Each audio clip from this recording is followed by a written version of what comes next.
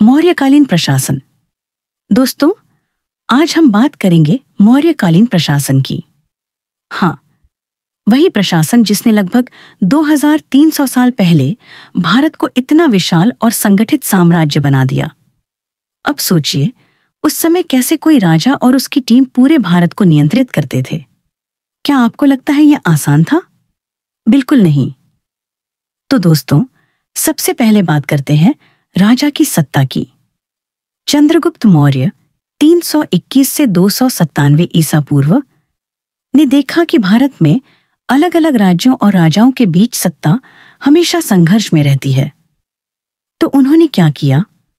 उन्होंने सबको एक सूत्र में बांधने का फैसला किया और यहीं से शुरू हुआ मौर्य साम्राज्य।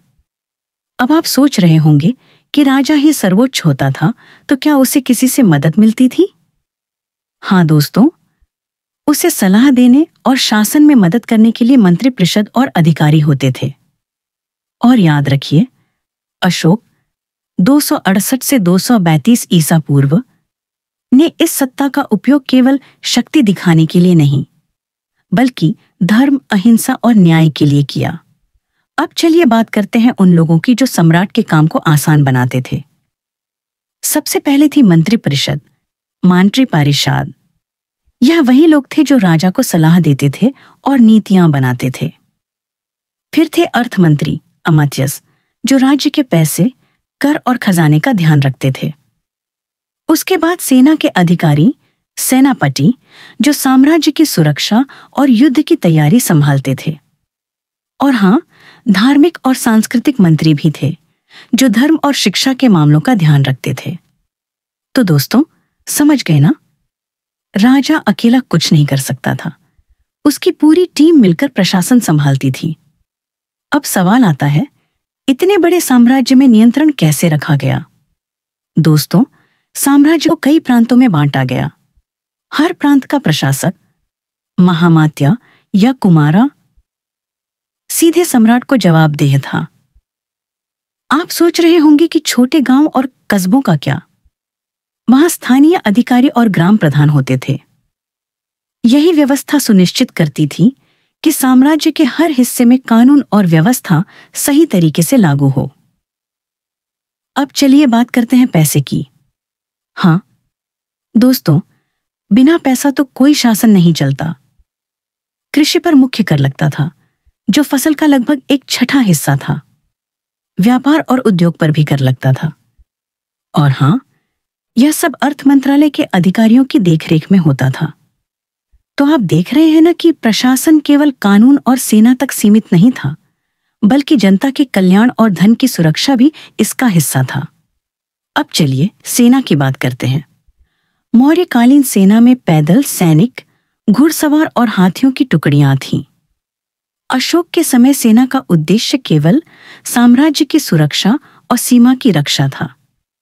याद कीजिए, कलिंग युद्ध 221 के बाद अशोक ने देखा कि शक्ति के साथ अहिंसा भी जरूरी है, और इसके बाद उन्होंने अहिंसक नीति अपनाई। अब दोस्तों, सोचिए न्याय कैसे चलता होगा। राजा सर्वोच्च न्यायाधीश था, लेकिन स्थानीय न्यायाधीश और ग्राम पंचायत भी न्याय का संचालन करते थे।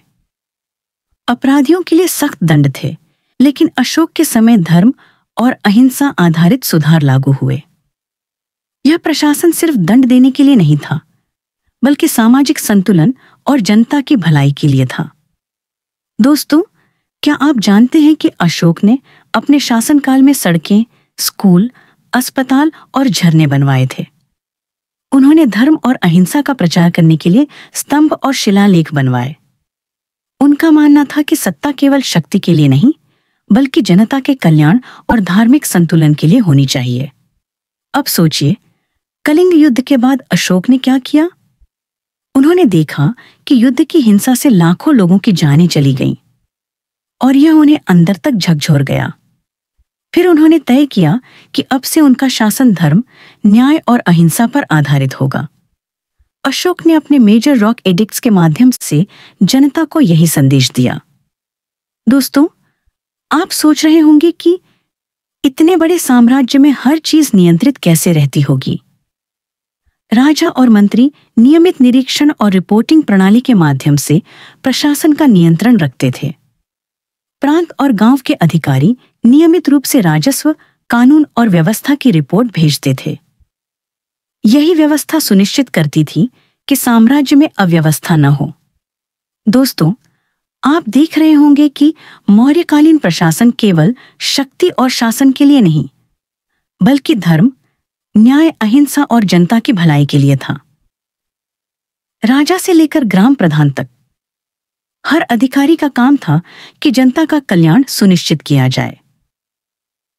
इस प्रशासन ने मौर्य साम्राज्य को इतना विशाल और मजबूत बनाया और आज भी हमें प्राचीन भारत की संगठित शासन प्रणाली का ज्ञान देता है।